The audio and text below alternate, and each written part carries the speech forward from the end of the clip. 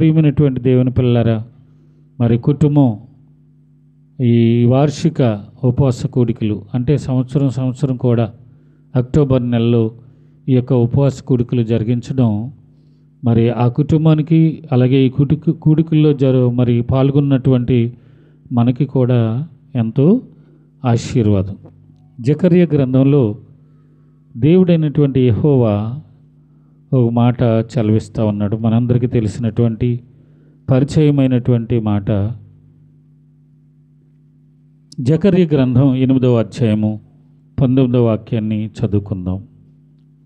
సైన్యములకు అధిపతియగు యెహోవా ఆజ్ఞ ఇచ్చినది మనగా 4వ నెలలోని ఉపవాసము, 5వ నెలలోని ఉపవాసము, 7వ నెలలోని ఉపవాసము, 10వ నెలలోని ఉపవాసము యోధా ఇంటి వారికి సంతోషమును ఉత్సాహమును పుట్టించు మనోహరములైన పండుగలగును.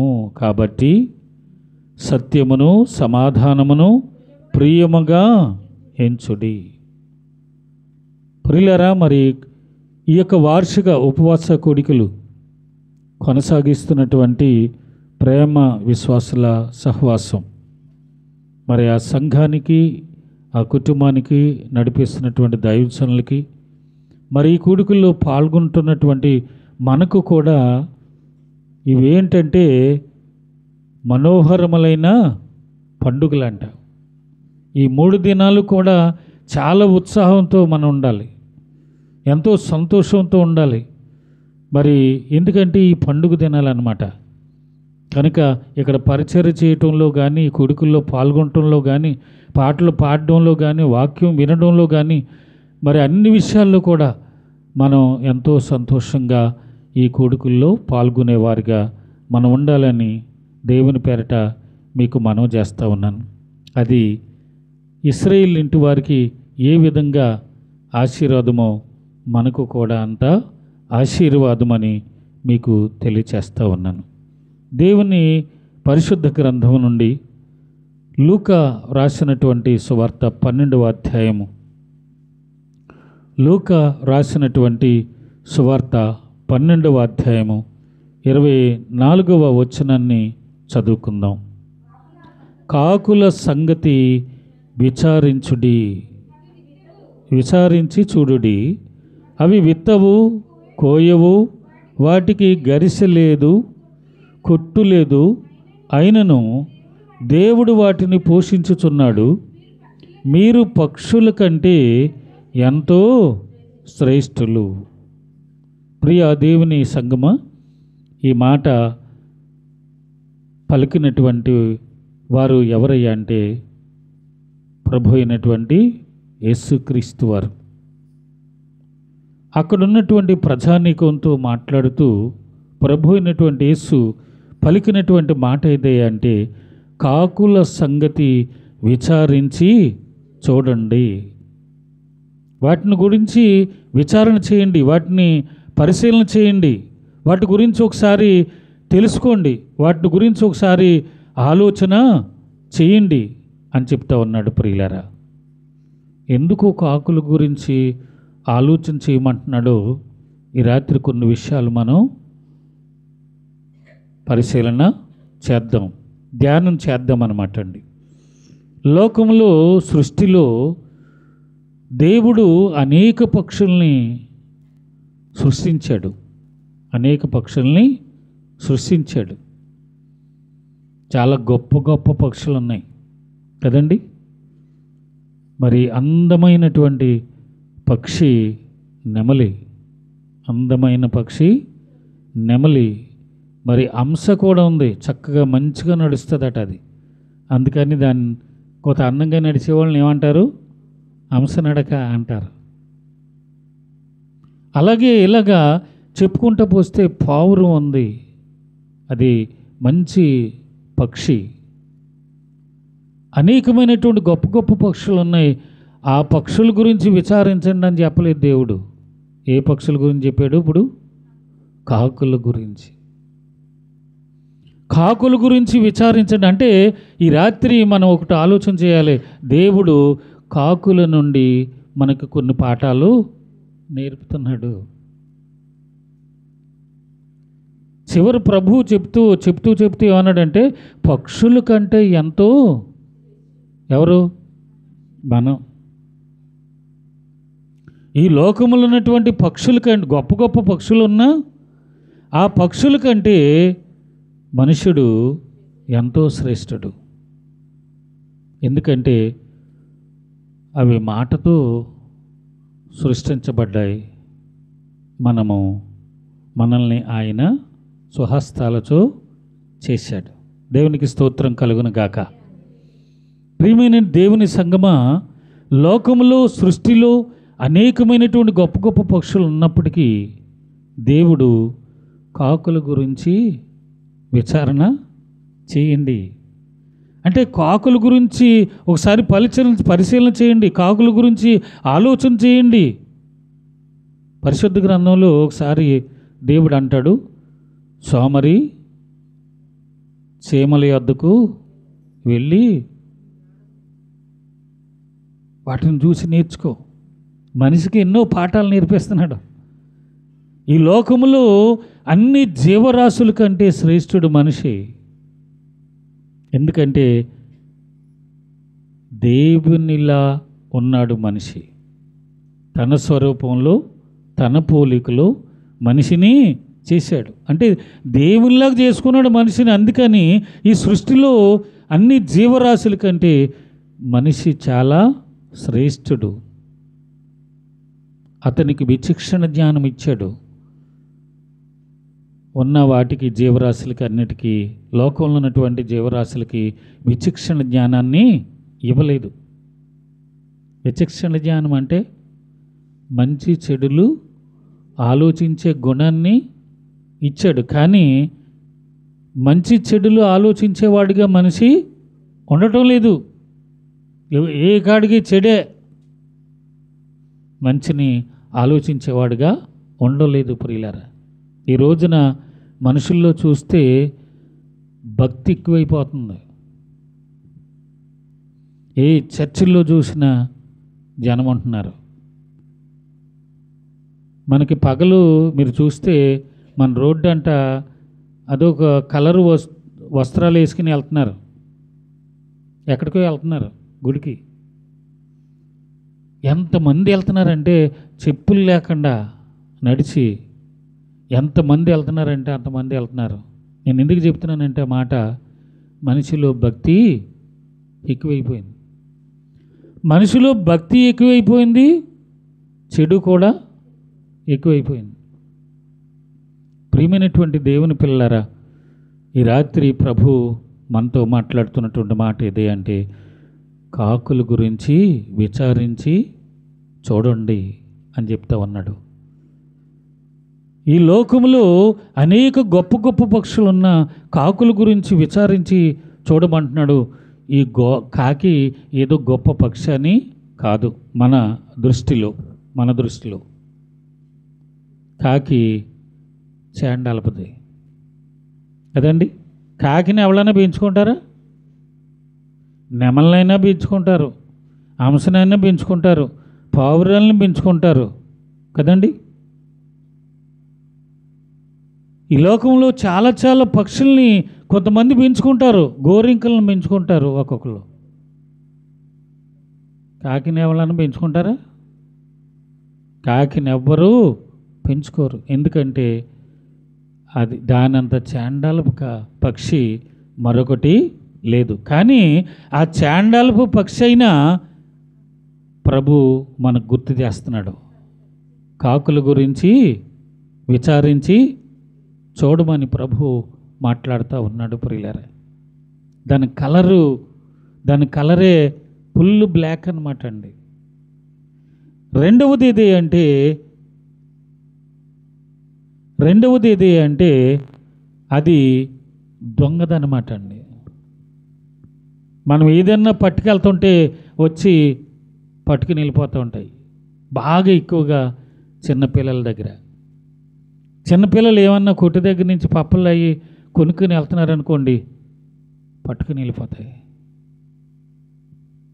కాకిని ఎవరు కూడా మంచిది అనరు కాదండి. కాకిని ఎవరు కూడా మంచి పక్షి అని అనరు, మంచిది అని అనరు. అందుకనే ఎవరు దాన్ని పెంచుకోరు. ఇంకొకటి ఇది అంటే అది చాలా గోల చేసేటటువంటిది పక్షి. అందుకనే పిల్లలు ఎవరైనా గోల చేస్తే ఏమంటారు? ఆపండ్రా కాకి గోల అంటూ ఉంటారు. కాకిని గుర్తు చేసుకుంటూ ఉంటారు ప్రియులారా, ఎందుకంటే అది బాగా అల్లరి చేసేటటువంటి పక్షి. కొంతమంది మన ఇంటికి వచ్చి అరుతుంటే, పూర్వకాలాన్ని ఇప్పుడు బాగా తగ్గిపోయింది. పూర్వకాలాన్ని ఏమనివారంటే, మన ఇంటికి ఎవరో చుట్టాలో. ప్రియమైనటువంటి దేవుని పిల్లరా, అది ఇంకోటి ఇది అంటే దేవుడు బలి అర్పించేటప్పుడు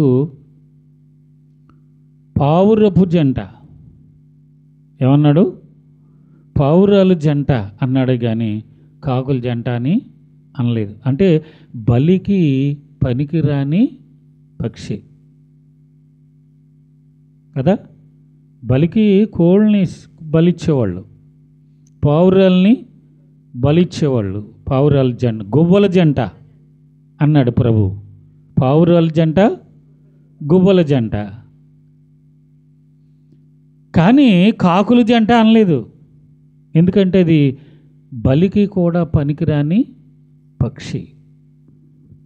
అలాంటి పక్షిని ఈ రాత్రి దేవుడు మనకి జ్ఞాపకం చేస్తున్నాడు. ఏమనంటే, కాకుల గురించి విచారించి చూడండి.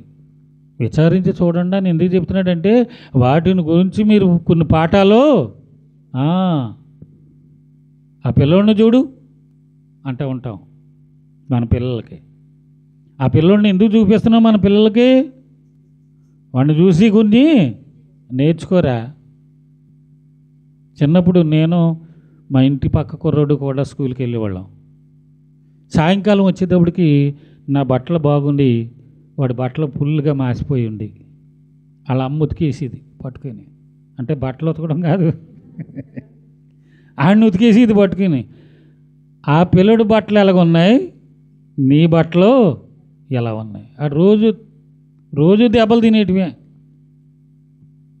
ప్రియమైనటువంటి దేవుని పిల్లారా, ఈరోజు కాకుల్ని విచారించి చూడండి. ఈ కాకులు ఇంకా ఏం చేస్తా తెలుసండి? బాగా ఎండగా ఉందని తెల్ల చొక్కా వేసుకుని చెట్టు కింద నుంచున్నాం అనుకోండి, ఏం చేస్తుంది? అలాంటి పక్షి కాకి. అందుకనే కాకిని ఎవరు ప్రేమించరు, కాకిని ఎవరు ముద్దుగా చూడరు. అది హేయమైనటువంటి పక్షి. కాకిని ఎప్పుడు ప్రేమిస్తారంటే, హిందువులు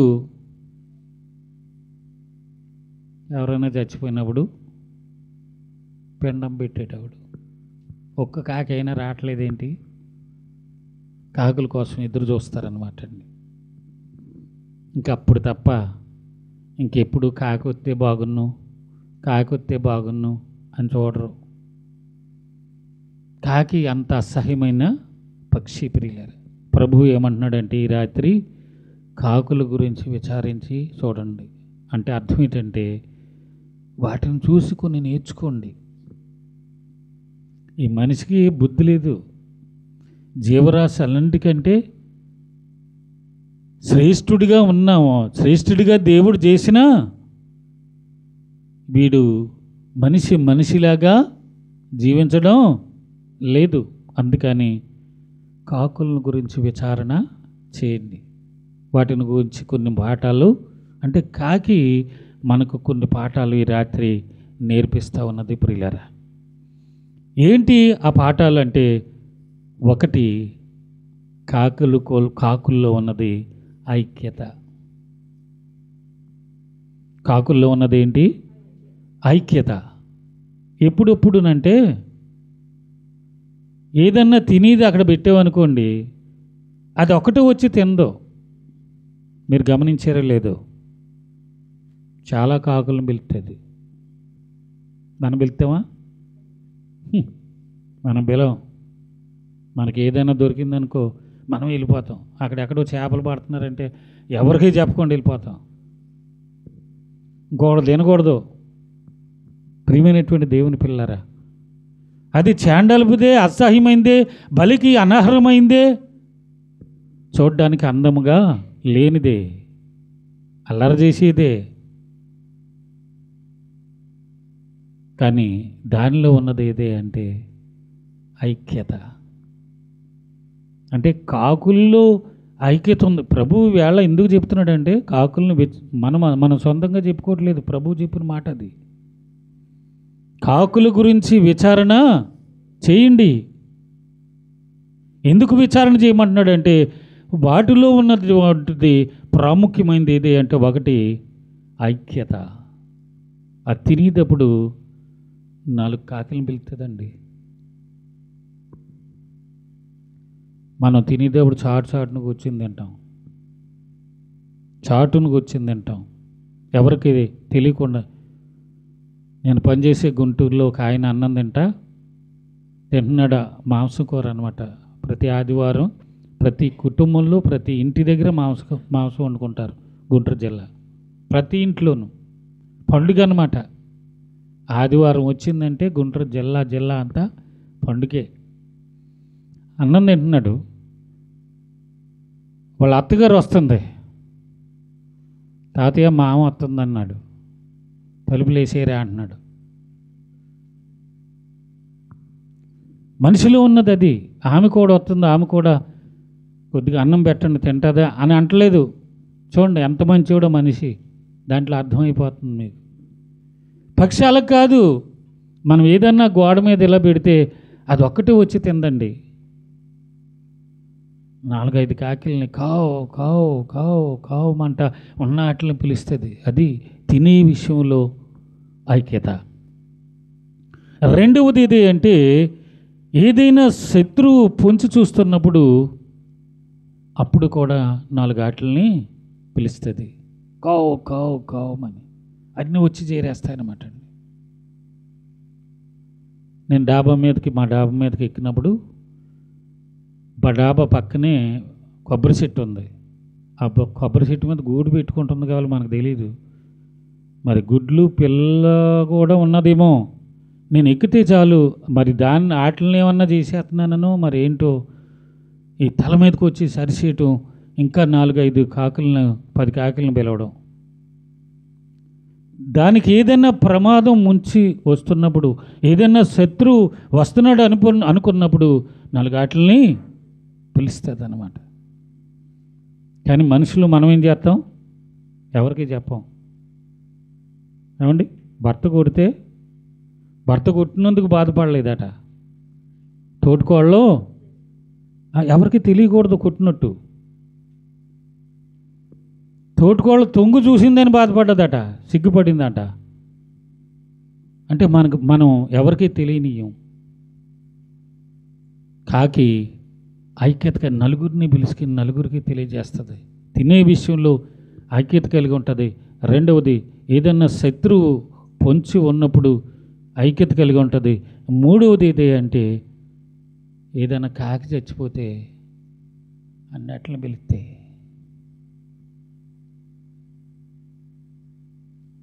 అన్నట్లను పిలుస్తాయి. ప్రియులారా, అన్ని కాకులు ఆ చచ్చిపోయిన కాకి దగ్గరికి వచ్చేస్తాయి. కనుక ఆ విధంగా మరి ఈ కాకి ఐక్యత కలిగి ఉంటుంది అన్నమాట. ప్రభువు కూడా మనకి ఏం చెప్తా ఉన్నాడయ్యా అంటే మీరు కూడా ఐక్యత కలిగి ఉండండి. దేవుని పిల్లలమైనటువంటి మనం, నాకు ముందు చెప్పిన అయ్యగారు ఏం చెప్పారంటే మన విశ్వాసాన్ని కలిగి ఉండాలి. విశ్వాసాన్ని బట్టి వారి విశ్వాసమును చూచి కుమారుడా నీ పాపములు క్షమింపబడ్డాయి అన్నాడు. ఆ పక్షవాయువు గల వానితో అతన్ని బాగు చేశాడు దేవుడు. దేన్ని బట్టి అంటే వారిలో ఉన్న విశ్వాసాన్ని చూసి. దానియేలుని మనకు చూపించారు అయ్యగారు.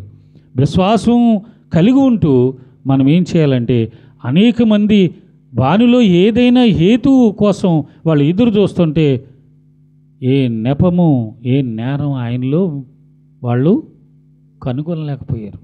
ఈ లోకంలో జీవించినంతకాలం కూడా మనం ఎలా ఉండాలి అంటే విశ్వాసముతో ఉంటూ మనలో ఏ నేరము ఏ లోపం లేకుండా ప్రభువుకి ఇష్టమైనటువంటి బిడ్డలుగా మనం జీవించాలి. ఇందులో ఒక భాగం ఏదే అంటే విశ్వాసంతో పాటు ఐక్యత. ఎక్కడ ఐక్యత ఉంటుందో కుటుంబంలో కానీ సమాజంలో కానీ సంఘంలో కానీ ఏముండాలట? ఐక్యత.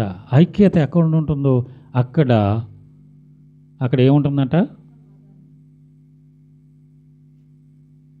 ఆశీర్వాదం, శాశ్వత జీవం. ఎందులోనూ ఎక్కడుంది అది? కీర్తనల గ్రంథం చూద్దాం, చూడండి.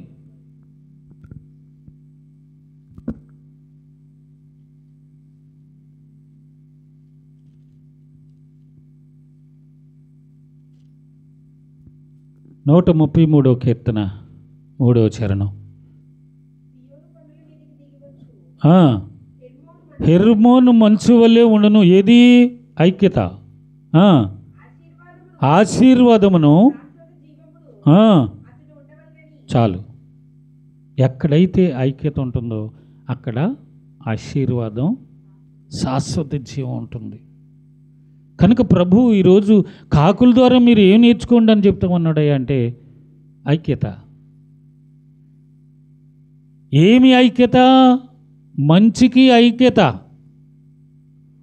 ఈ లోకంలో మనం చూస్తే మనుషుల్లో చెడుకి కూడా ఐక్యత కలిగి ఉంటారు కొంతమంది. దేనికి? చెడుకి. సంఘాల్లో మనం చూస్తే కొంతమంది ఏం చేస్తారయ్యా అంటే 2 భాగాలుగా విడిపోతారు. సంఘమంతా ప్రభు ఏం చెప్తూ ఉన్నాడంటే సంఘమంతా ఐక్యత కలిగి ఉండాలి, సమాధానం కలిగి ఉండాలని ప్రభువు చెప్తూ ఉంటే మనుషులు ఏం చేస్తారయ్యా అంటే 2 భాగాలుగా విడిపోయి కొంతమంది చెడు ఆలోచన చేసి చెడు ఐక్యత కలిగి ఉంటారు. సంఖ్యాకాండము 16వ అధ్యాయం. సంఖ్యాకాండము 16వ అధ్యాయము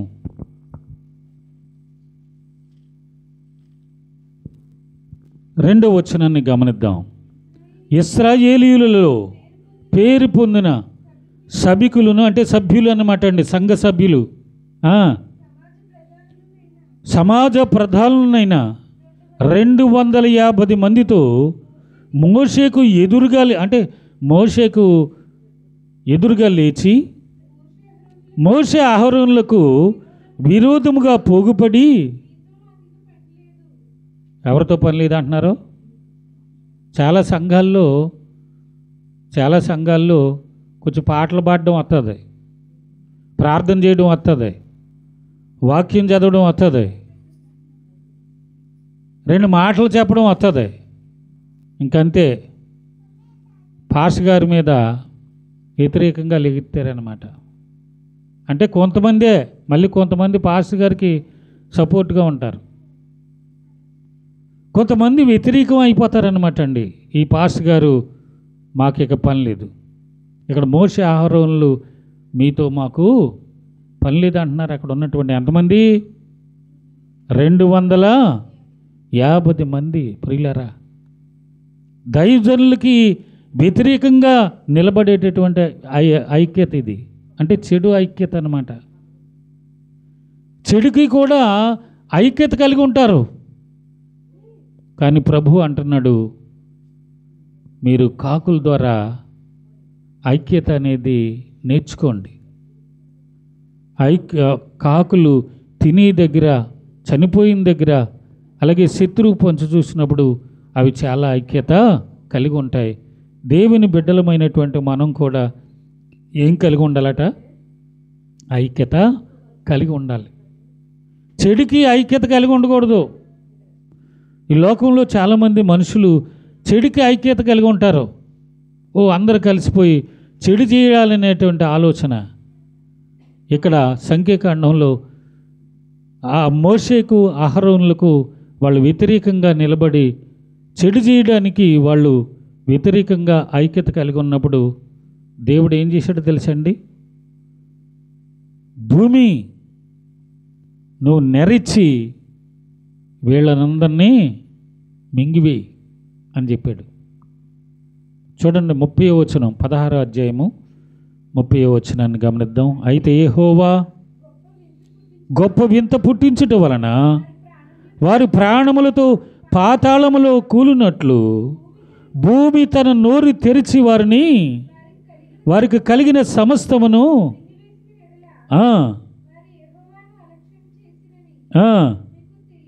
చాలు. దేవుని సేవకునికి వ్యతిరేకంగా ఐక్యత కలిగి ఉండకూడదు. కొన్ని ఊర్లలో కొన్ని సంఘాల్లో ఏం చేస్తారంటే దైవజనునికి వ్యతిరేకంగా ఐక్యత కలిగి ఉంటారు. బాగాలేదురా, ఆయన పద్ధతి మనకు నచ్చలేదు.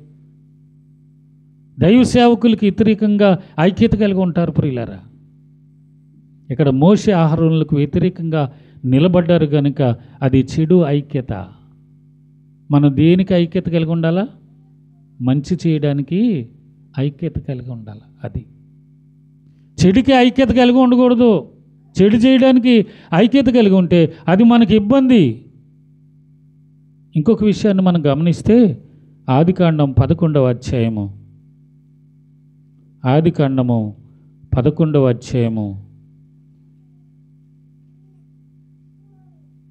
4వ వచనం నుండి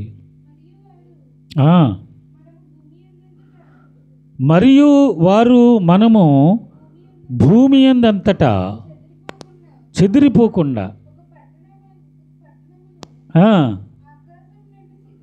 ఆకాశమునంటూ శిఖరము గల ఒక గోపురము కట్టుకుని రండని. చాలు. ఇక్కడ కొంతమంది ఐక్యత కలిగి ఉన్నారన్నమాట. ఓకే, అందరూ ఒకటయ్యారు. యూనిటీ అన్నమాట కదండి.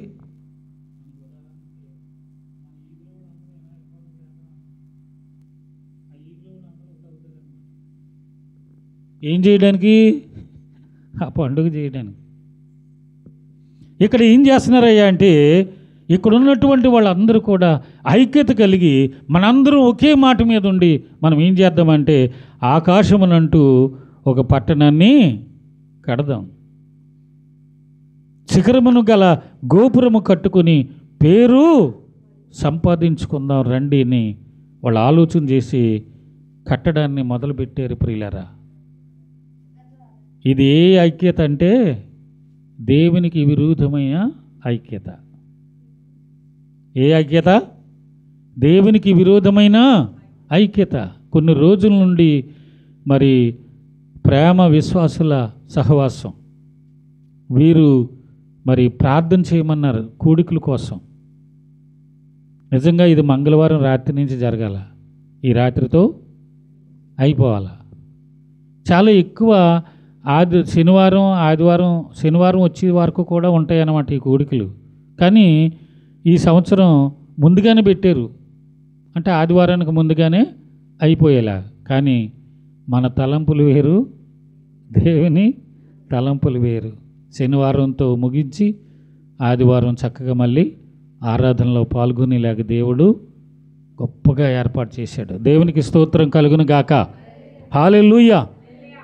ఈ మంచికి ఐక్యత కలిగి ఉండాలా. అందరూ ప్రార్థన చేయండి, మంచి వాతావరణం కొరకు ప్రార్థన చేయండి. ఈ కూడికలు దేవుని నామానికి మహిమకరంగా జరగాలి, మనందరికీ ఆశీర్వాదకరంగా జరగాలి అని ప్రార్థన చేయమన్నారు.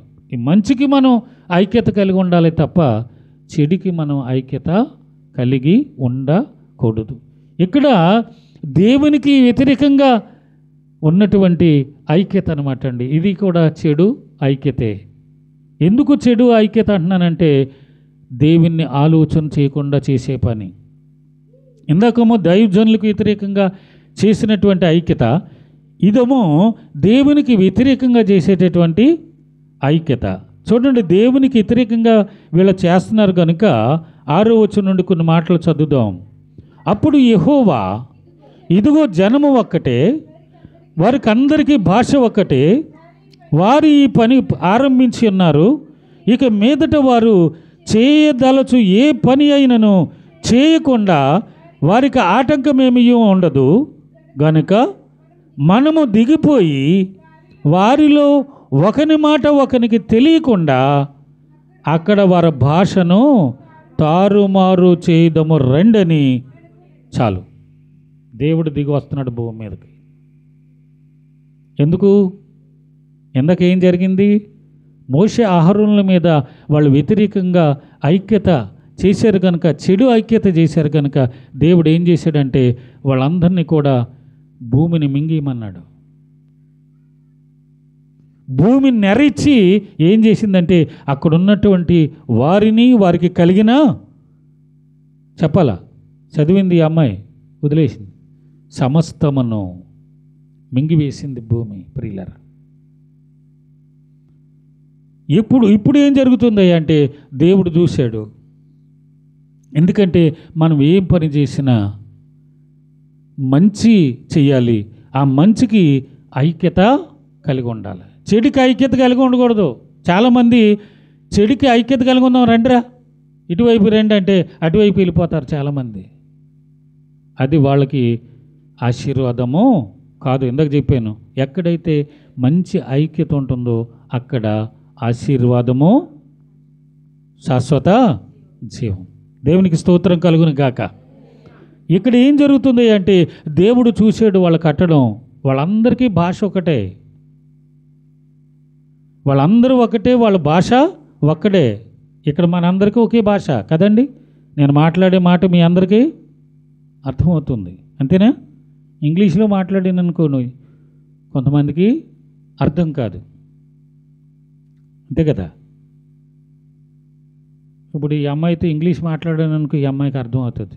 యూ బ్రింగ్ సమ్ వాటర్ అన్నాను అనుకో అమ్మాయికి అర్థమవుతుంది. చెప్పమనండి తెలుగులో ఏమని, అది అంతే కదండి. కామాక్షమ్మ గారిని అడిగాననుకో, పద్మని అడిగాననుకో చెప్తేదా? ఎందుకంటే ఒకే భాష, తెలుగు భాష మాట్లాడితే ఒకరికొకరికి అర్థమవుతుంది అనమాట అండి. వేరే భాష ఉంటే ఒకరికొకరికి అర్థం కాదు. ఇక్కడ ఒకే భాష. ఇటుక తెమ్మంటే ఇటుక తెస్తారు, అడుసు తీసిరండిరా, సిమెంట్ తీసిరండి అంటే, సున్నం తీసిరంటే సున్నం తీసుకొస్తారు. కట్టడానికి వీలుగా ఉంటుంది. దేవుడు ఏం చేశాడంటే నాకు విరుద్ధంగా వీళ్ళు ఐక్యత కట్టి ఈ కట్టడాన్ని కడుతున్నారు కనుక దీన్ని ఆపు చేయాలా అనుకున్నాడు దేవుడు. దీన్ని ఆపాలంటే ఎలాగా? వాళ్ళు ఒకళ్ళ మాట ఒకరికి అర్థం కాకుండా చేయాలి. అర్థం కాకుండా చేయాలంటే వాళ్ళ భాషలు తారుమారు చేశాడు. దేవునికి స్తోత్రం కలుగును కాక.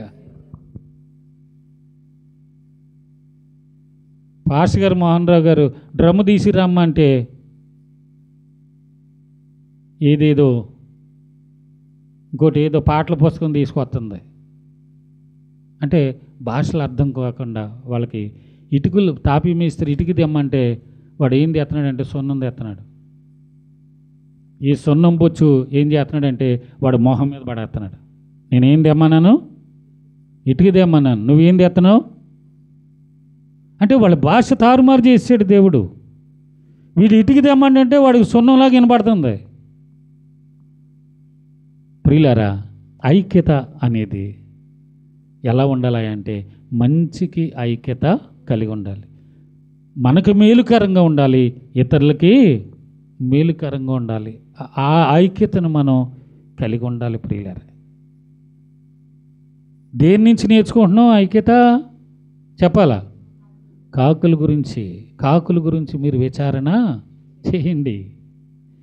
కాకుల గురించి మీరు ఎందుకు విచారణ చేయాలంటే అవి ఐక్యత కలిగి ఉంటాయి. ఎక్కడ ఐక్యత కలిగి ఉంటుందో అక్కడ ఆశీర్వాదం, శాశ్వత జీవం ఉంటుంది.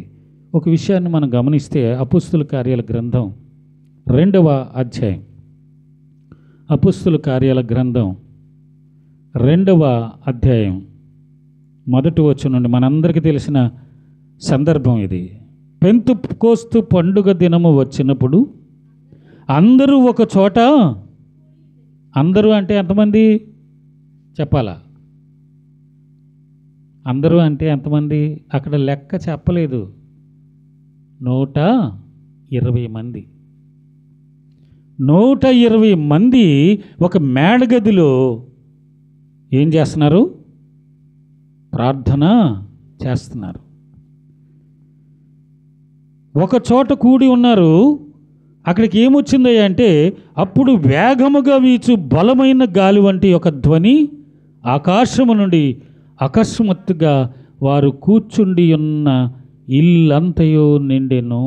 మరియు అగ్ని జ్వాలల వంటి నాలుకలు విభాగింపబడినట్టుగా వారికి కనబడి, వారిలో ఒక్కొక్కరి మీద వ్రాలగా అందరూ పరిశుద్ధాత్మతో నిండిన వారై ఆ ఆత్మ వారికి వాక్శక్తి అనుగ్రహించిన కలది అన్య భాషలతో, దేవునికి స్తోత్రం కలుగును గాక.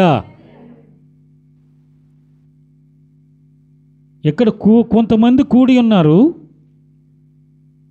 ప్రార్థన చేస్తూ ఉన్నారు, పాటలు పాడుతూ ఉన్నారు, దేవుని మహింపరుస్తూ ఉన్నారు, ఆరాధన చేస్తూ ఉన్నారు. అది ఏ దినము? పెంతెకొస్తు పండుగ దినం. అదో పండుగ దినం అన్నమాట. కొంతమంది సంఘాలు పెట్టుకున్నారు. ఏం సంఘం? పెంతెకొస్తు సంఘం. అంటే పెంతెకొస్తు పండుగలోనే, పెంతెకొస్తు సంఘంలోనే ఏముంటుందట?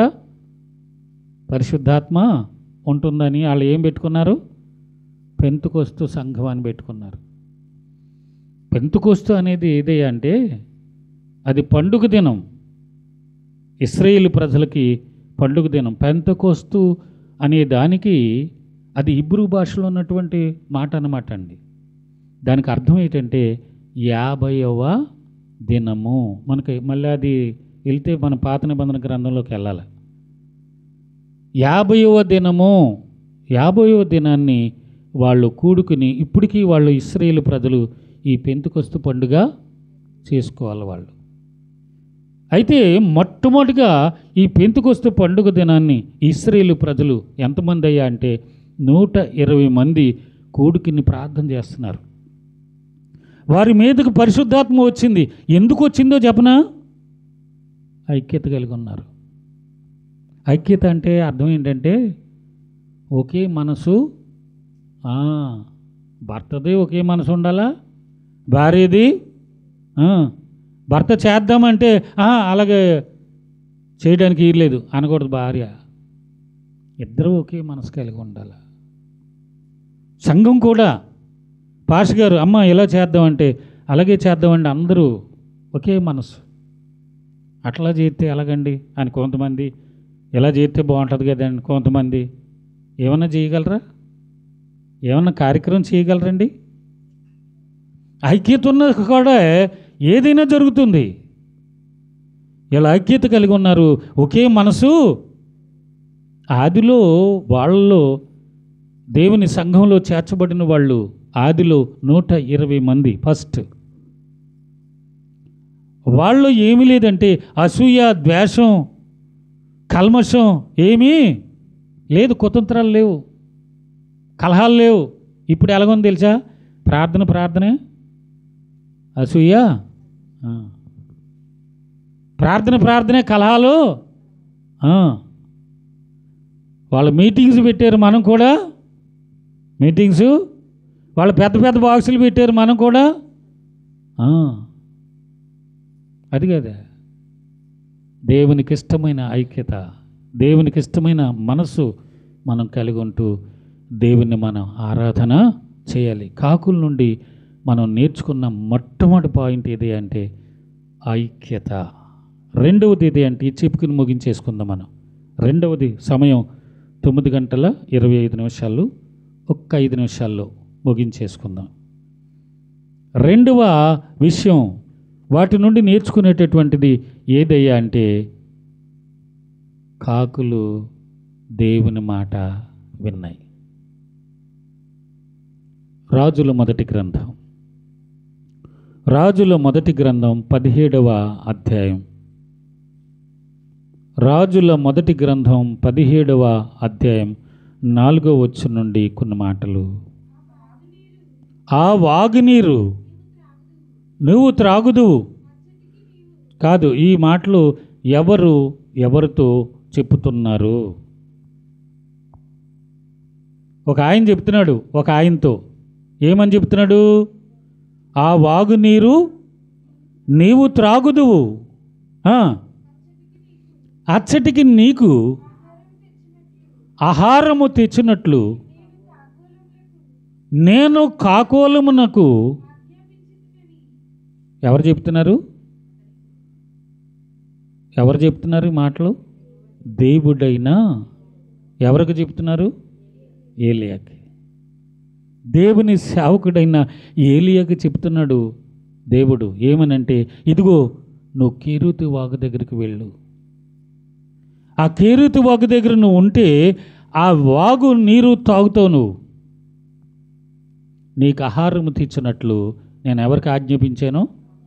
కాకోలానికి ఆజ్ఞాపించాను. కాకోలం ఏం చేసిందంట?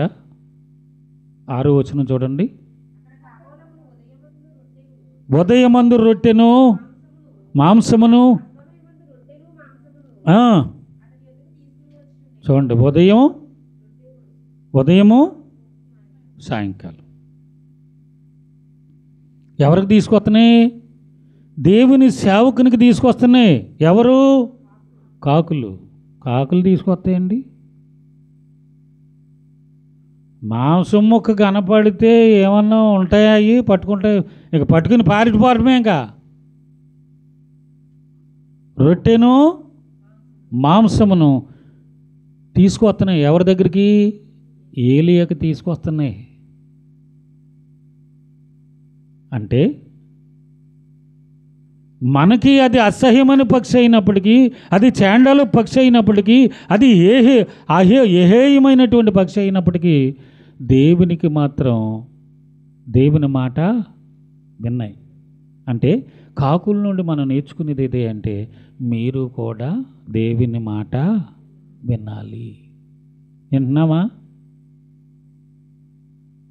చాలా మనం క్రైస్తవ సంఘాలు, క్రైస్తవుల్ని మనం ఆలోచన చేసినట్లయితే ప్రియులారా, చర్చిలకు వెళ్తున్నారు, ముసుగేసేస్తున్నారు, మాటలు ఇక్కడ వింటున్నారు. ఎక్కడ? చర్చిలో వింటున్నారు. ఇంకా బయటికి వెళ్ళాక లేదు. బయటికి వెళ్ళాక దేవుని మాట ప్రకారం నడిచేవాళ్ళు తక్కువ. ఏదో మేము చర్చికి పోవాలి, మేము దేవుని నమ్ముకున్నాం కనుక మేము ఎక్కడికి పోవాలా? చర్చికి పోవాలా అని అనడం, రావడం, ఇక్కడ పాస్ గారు చెప్పిన మాటలే వినడం, ఇక్కడే వినడం. ఇంకా బయటికి వెళ్ళిన తర్వాత దేవుని మాట ప్రకారం నడుచుకోవట్లేదు ప్రియులారా. చాలామంది నడుచుకోవట్లేదు. క్రైస్తవులు అందరూ కూడా దేవుని మాట ప్రకారం నడవట్లేదు. ఎవరి మాట ప్రకారం? సాతాను మాట ప్రకారం. శంకుస్థాపన చేస్తున్నారు.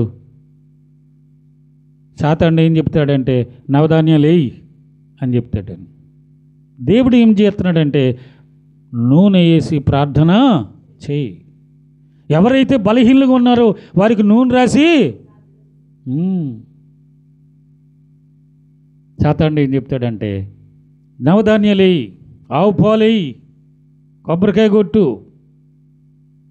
ప్రియమైనటువంటి దేవుని పిల్లారా, మనుషులు ఈ రోజున దేవుని మాట ప్రకారం నడవట్లేదు. దేవుని మాట వింటలేదు,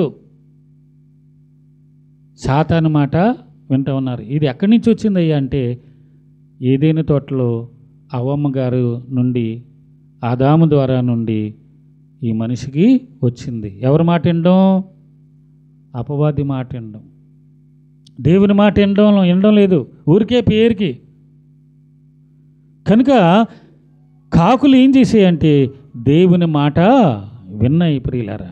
ఇదిగో నా సేవకుడు కేరీతు వాగు దగ్గర ఉన్నాడు, అతనికి రొట్టెను మాంసాన్ని తీసుకెళ్ళమని చెప్తే ప్రియులారా, అవి దొరికితే ఎప్పుడు దొరుకుతాయో అప్పుడు పట్టుకుని పోదామా అని చూసేటటువంటి పక్షులు కాకులు ప్రియులారా.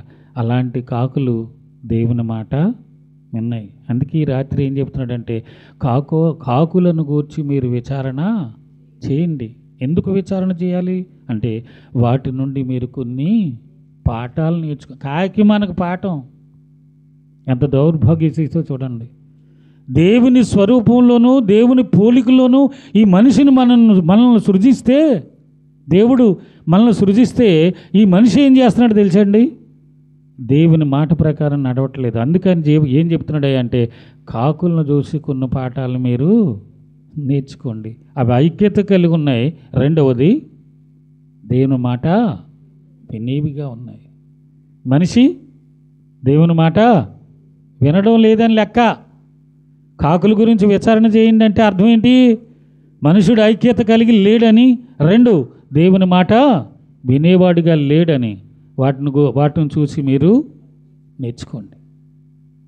దేవుని మాట వినాలి ప్రియులారా. దేవుని మాట వింటే దేవుని యొక్క ఆశీర్వాదాన్ని మనం చూస్తాం. ఒక్క మాట చదువుకుని మనం ముగింపు ప్రార్థన చేసుకుందాం. ద్వితీయోపదేశకాండం మనందరికీ తెలిసిన వాక్యం ప్రియులారా. చాలా ప్రాముఖ్యమైన వాక్యం. చదువుకుంటాం, బాగానే ఉంటుంది, కానీ దేవుని మాట మనం శ్రద్ధగా వినం. చూడండి 28వ అధ్యాయం 1వ వచనం నుండి, నీవు నీ దేవుడైన యెహోవా మాట శ్రద్ధగా విని నేడు నేను నీకు ఆజ్ఞాపించుచున్న ఆయన ఆజ్ఞలన్నిటినీ అనుసరించి నడుచుకుని ఎడల నీ దేవుడైన యెహోవా భూమి మీదనున్న సమస్త జనముల కంటే నిన్ను హెచ్చించును. నీవు నీ దేవుడైన యెహోవా మాట వినిన ఎడల ఈ దీవులన్నీ నీకు ఏ దీవులు? నువ్వు పట్టణంలో దీవించబడతావు, పొలములో దీవించబడతావు, నీ గర్భఫలము, నీ భూఫలము, నీ పశువుల మందలు, నీ దుక్కిటెద్దులు, నీ గొర్రె మేకల మందలు దీవింపబడును. నీ గంపయు పిండి పిసుకు నీ తొట్టియు దీవింపబడును.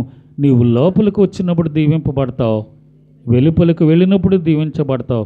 నీ మీద పడు నీ శత్రువులను యెహోవా నీ ఎదుట అతమగునట్లు చేయును.